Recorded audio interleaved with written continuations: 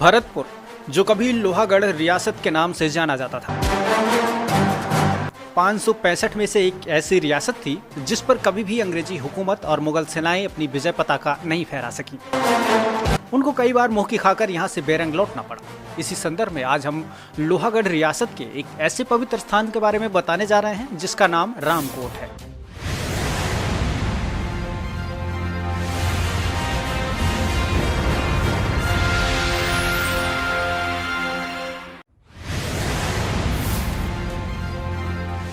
बताया जाता है कि नागा साधुओं के कहने पर ही लोहागढ़ रियासत की नींव रखी गई थी और शायद इन नागा साधुओं के तप का कारण ही है कि आज तक यह रियासत किसी के अधीन नहीं हो सकी। एक समय ऐसा आया कि सनातन संस्कृति को इतना बड़ा खतरा हुआ और उसका गुरु गोविंद सिंह जी के बाद में महाराज सूरजमल ने उसको मूर्ति रूप दिया। तो रामकोट जो स्थान है वो एक बहुत पवित्र भरतपुर की रियासत में मानी गई है और उसके पीछे मुख्य कारण यह है कि भरतपुर की रियासत में नागा संप्रदाय के जो महात्मा थे उनका बहुत बड़ा राज्य की स्थापना में योगदान रहा है, मुख्य रूप से विधर्मियों के लड़ने में और धर्म की स्थापना में। रियासत काल से ही लोहागढ़ किले के 10 गेट हैं जो रियासत की सुरक्षा के लिए महाराजा सूरजमल ने बनवाए थे, लेकिन उन सभी दरवाजों में अटल बंद गेट अभी अपनी एक महत्वपूर्ण भूमिका रखता है, क्योंकि अटल बंद गेट के बाहर की स्थिति जो रामकोट भूमि है वह पवित्र भूमि के अलावा अपनी वीर गाथा के लिए भी विख्यात रही है। हो सकता है कि आज की पीढ़ी शायद इसके बारे में कम जानती हो।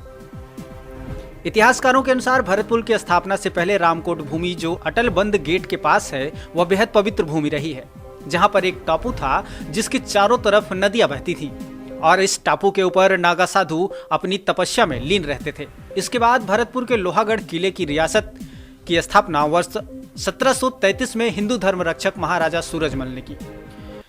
लोहागढ़ रियासत ही एकमात्र ऐसी रियासत थी जहां न्याय और धर्म का वास होता था। जानकारों की माने तो रियासत के किले की रक्षा स्वयं भगवान श्री कृष्ण करते थे और यह कोई लोकोक्ति नहीं है बल्कि एक सच्चाई है उस समय की, जब वर्ष 1805 में अंग्रेजी कंपनी की सेना ने जनरल लॉर्ड लेक की देखरेख और सेनाध्यक्ष जनरल मैटलैंड के नेतृत्व में लोहागढ़ रियासत के दक्षिणी प्रवेश द्वार अटल बंद गेट की तरफ से आक्रमण किया था, जिसमें अंग्रेजी सेना ने अटल बंद गेट के बाहर अपना जमावड़ा लगाया हुआ था। उस समय एक युद्ध में ब्रिटिश हुकूमत को विजय नहीं मिल पाई थी और अंग्रेजी सेना को मुंह की खानी पड़ी, यहां से भागना पड़ा। तो एक अंग्रेज अधिकारी ने अपनी किताब right of Christians power in India में लोहागढ़ रियासत को न जीत पाने के पीछे की कहानी बताते हुए ब्रिटिश हुकूमत को लिखा था। उन्होंने कहा था कि यदि हम भरतपुर रियासत को नहीं जीत पाए तो देश की अन्य रियासतों को जीतना ब्रिटिश कंपनी के लिए महज एक सपना होगा। लोहागढ़ के किले को जीतना असंभव प्रतीत होता है, क्योंकि जब हम अपनी तोप के गोले किले पर दागते हैं तो वह सभी गोले एक ऐसे घूम रहे चक्र में जाकर विलीन हो जाते हैं जो चक्र किले के ऊपर घूम रहा है। हमारी समझ में नहीं आता है कि इस प्रकार का अजीत चक्र जिसमें जाकर गोले सारे समा रहे हैं वो क्या है। अटल बंद गेट के बाहर हुए इस युद्ध में 2200 से अधिक अंग्रेजी सेना के सैनिक मारे गए थे और उनको यहां से भागना पड़ा। शहीद वीर योद्धा करण सिंह माडापुरिया की छतरी आज भी अटल बंद गेट के बाहर बनी हुई है। इसके अलावा उसके पास एक खजूर का पेड़ आज भी वहां मौजूद है जिसने उस युद्ध को देखा था, लेकिन प्रशासनिक गलतियों की वजह से आज इस भूमि पर अवैध कब्जा हो चुका है, जो ऐतिहासिक जमीन के विलुप्त होने का प्रमुख कारण है।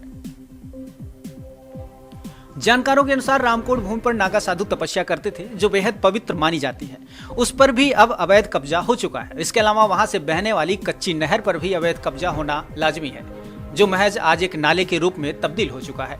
कहते हैं कि भरतपुर रियासत की सेना जब जब युद्ध में भाग लेने के लिए बाहर गई तब तब नागा साधु ही भरतपुर रियासत की सेना के साथ युद्ध में भाग लेने के लिए खड़े हुए। रामकोट भूमि एवं अटल बंद गेट के बाहर भैरवी कच्ची नहर जो आज नाले के रूप में तब्दील हो चुकी है, वह स्थान है जो भरतपुर रियासत की स्थापना से पहले एक पवित्र भूमि मानी जाती थी, जिसे आज सरकार और प्रशासन द्वारा महत्वपूर्ण समझते हुए उसे पुराना स्वरूप देकर ऐतिहासिक सिंबल बनाने की जरूरत है, जिससे आने वाली पीढ़ियां भरतपुर इतिहास को पढ़ें व इसके बारे में जानकारी प्राप्त करें। भरतपुर के राजाओं ने हमेशा धर्म की रक्षा और दीन दुखियों के शरणार्थियों को शरण देने के लिए, गरीबों, महिलाओं और लड़कियों की इज्जत बचाने के लिए ढाल की तरह सामने खड़े रहे।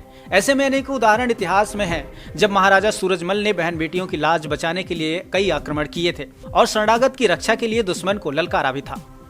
जिस तरह से ऐतिहासिक स्थलों और जमीनों पर अवैध रूप से कब्जा हो रहा है, उससे तो यही लगता है कि भरतपुर इतिहास के इन स्थलों का नामो निशान आने वाले समय में मिट जाएगा, क्योंकि भरत रियासत और उसके राजाओं की और उनकी कार्यप्रणाली की वीरगाथा पूरे विश्व में प्रचलित रही है। आने वाले समय में वो बस किताबों तक सिमट कर रह जाएगी। रेवेन्यू के अधिकारी और यहाँ के दल नेताओं की लापरवाही के कारण ये सारी स्थिति रही है।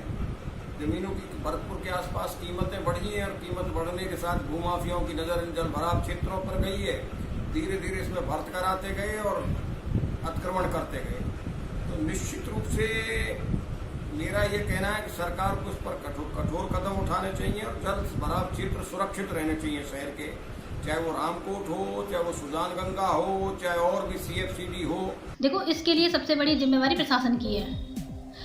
नेता केवल मांग उठा सकते हैं, उनको मजबूर कर सकते हैं, लेकिन एट लास्ट जो ऑर्डर होते हैं वो अधिकारी के पास ही होते हैं। उनके पास पुलिस प्रशासन से लेकर सारे औजार, हथियार और जितना भी प्रशासनिक दस्ता है वो सब उनके पास है, वो उसका इस्तेमाल करें ना। आजादी के बाद हुए चुनाव में राज परिवार की वह स्नेह और सम्मान भरतपुर की जनता से मिला जो रियासत के अंतिम शासक स्वर्गीय महाराजा बृजेंद्र सिंह को मिला था, और इसके परिणाम स्वरूप राजघराने के सदस्य कई बार सत्ता में उच्च पदों पर काबिज हुए। आज भी वर्तमान में महाराजा सूरजमल के वंशज और स्वर्गीय महाराजा बृजेंद्र सिंह के पुत्र विश्वेंद्र सिंह राजस्थान सरकार में कैबिनेट मंत्री हैं।